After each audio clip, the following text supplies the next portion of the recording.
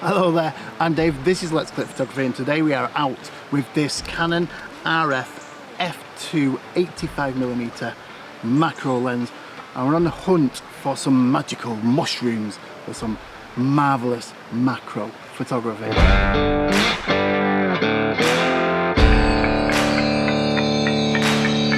Now on the hunt for some fantastic fungi today to shoot with this camera and lens combo. And by the way, I'm using the Canon R6 today, mainly using the Canon R6 over the Canon EOS R because of the in-body image stabilization that the Canon R6 offers. With the in-body stabilization, the stabilization on lens coupled up with that does a really fantastic job and allows you to handhold some pretty decent exposure times, which for macro photography is fantastic. But yeah, if I was to be using it on the EOS R, I would definitely be thinking about mounting it onto a tripod. But as I was saying, on the hunt for things like mushrooms and fungi that I'm looking for today, I'm checking around the base of trees and checking along the water's edge here. All of the lovely, moist yet dark places that fungi love to grow.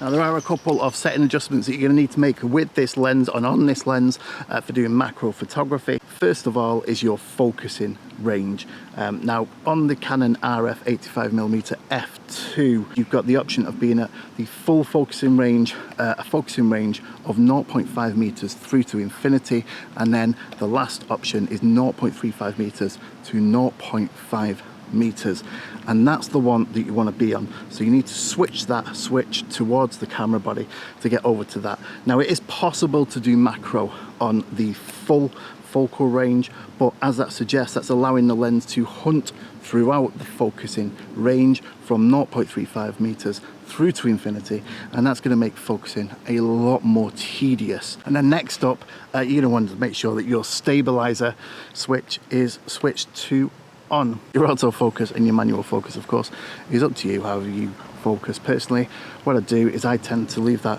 on autofocus. That tends to work really well, especially on these mirrorless camera bodies. And of course, once you are focusing using autofocus, you get yourself there, you can always switch to manual focus to maintain focus.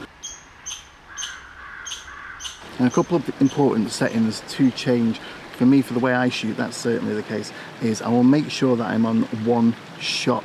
So depending on what camera you've got, you'll either have one shot or servo mode, or you may have an artificial intelligent AI mode. But for me, we are going to be focusing on one thing that won't be moving, and so with that, I'm going to make sure that I'm on the one shot focusing mode.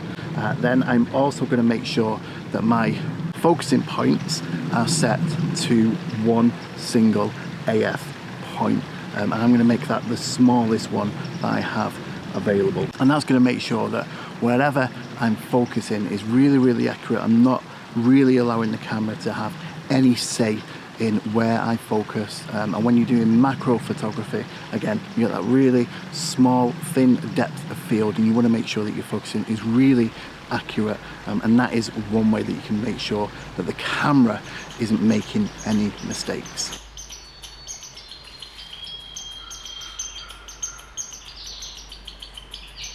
Now for me, one of the beauties of mirrorless camera systems is being able to check your resulting image in the viewfinder, and I find that far more reliable than the screen.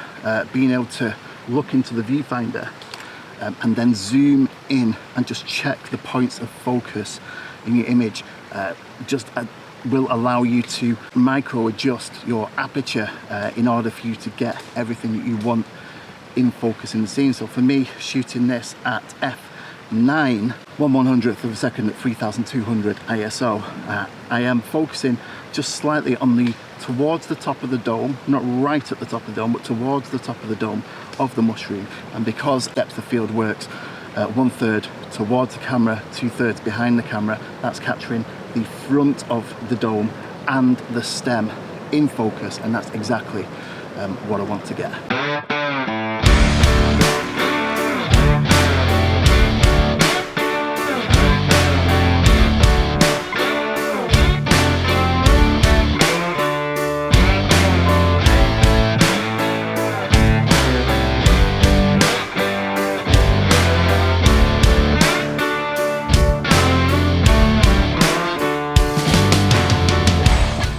Of course, when it comes to your bigger type of mushroom, like these, which I'm going to call a toadstool because I am no fungi expert, you ain't going to hear any proper names for these things off me today.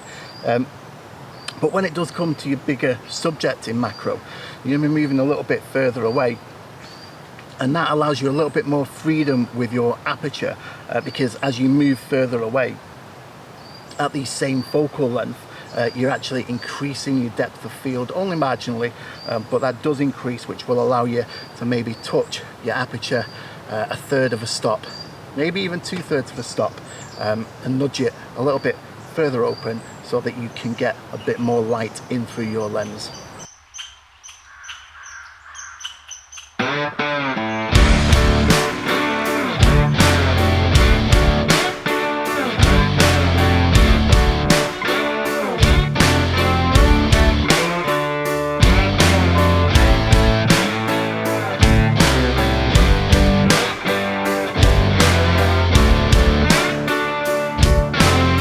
Comes to that light for macro, there are very inexpensive ways that you can get more light onto your subject if you're struggling to do so.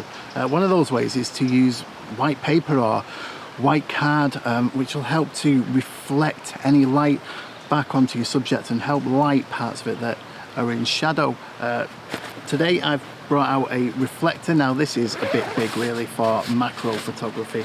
I've been dual purposing and doing something else today, but you know, something like a reflector, and you can kind of see right here on my face just how much light that'll put onto a subject. And also you might be surprised just how effective something like your phone torch can be when it comes to macro photography. You can really light up your subject. Of course, to use something like this or to use a reflector and get the best from it, you'll also want to be using a tripod, and that'll really help you to achieve really sharp images and to allow you to get as much light as possible onto your subject, because on a day like today when there's no wind, mounting your camera onto a tripod will really allow you to open up that exposure time and to get as much light as you deem necessary onto your subject.